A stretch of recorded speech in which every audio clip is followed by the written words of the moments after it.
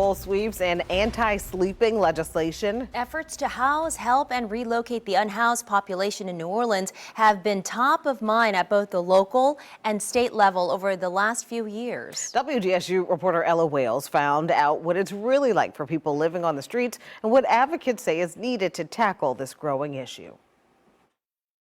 You see them every day.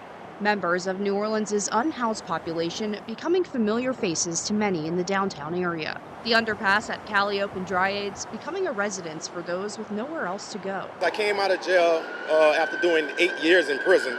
I stayed 3 nights in a homeless shelter. I found a job. I reported back to the homeless shelter, and I wasn't able to get into the homeless shelter because they have a certain time for us to be in there.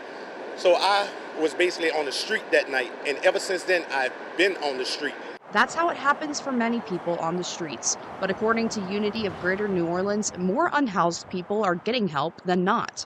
The group reports that in the city and Jefferson Parish last year, there were 1,563 people experiencing homelessness. But 72% of those people were living in shelters like the Azanam Inn. Some people we have to turn away because we're at capacity, and we're really trying to help the individuals that's going to have to be on the street because there's no more shelter space. Even at the other shelters, they are full. The shelter has around 200 cots. Nancy Patton was lucky enough to get a spot there a year ago. I ended up here because I was gambling and living on the streets. And actually, ever since I've been here, everybody's been good to me. Nancy's manager at her part-time job helped connect her with the shelter, which she says has helped get her life back on track. I go to the Gamblers Anonymous meeting. They help me with the doctors, hospitals, and all that. The demand for shelter space is rising, and Kimberly Harvey says it could be in part due to new legislation outlawing sleeping on public property. If everybody is full and there's nowhere else to go, where are they supposed to go? And once we fill up all the extra cots and everything, I see people in tears. And they're scared and they don't know what to do. Efforts to help or relocate the unhoused population in New Orleans have taken center stage over the last few years. But in April, Mayor Helena Moreno spearheaded the closing of an encampment near Crescent Park with a promise to connect those affected with housing. Obviously, we want to do everything to assist homeless individuals, and we'll be doing that.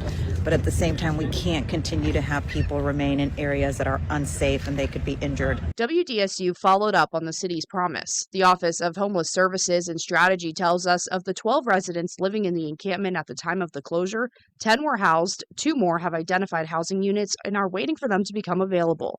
The city says it has no plans to close more encampments in the near future, but will continue to work to get people housed. This comes after the Homeless Services budget was cut from $3.6 million to $700,000 for 2026. But when we visited the Calliope underpass, we caught city crews helping unhoused people obtain IDs. Basically, I've been without an ID for maybe like 2 months. And this woman just showed up and said, hey, I'll be able to get you an ID and a phone. So that's a blessing. Measures to relocate the unhoused population in New Orleans have also come from the state level.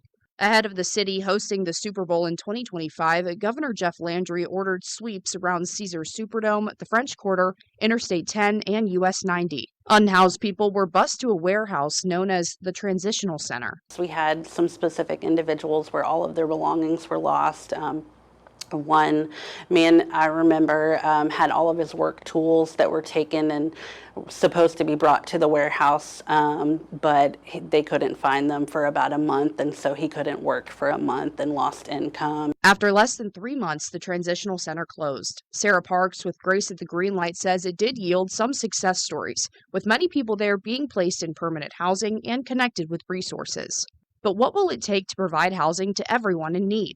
Parks says it starts with more funding from the state. We see a lot of individuals who are dropped off here from hospitals and rehab centers from all across the state every single day because there's a lack of resources in other smaller communities.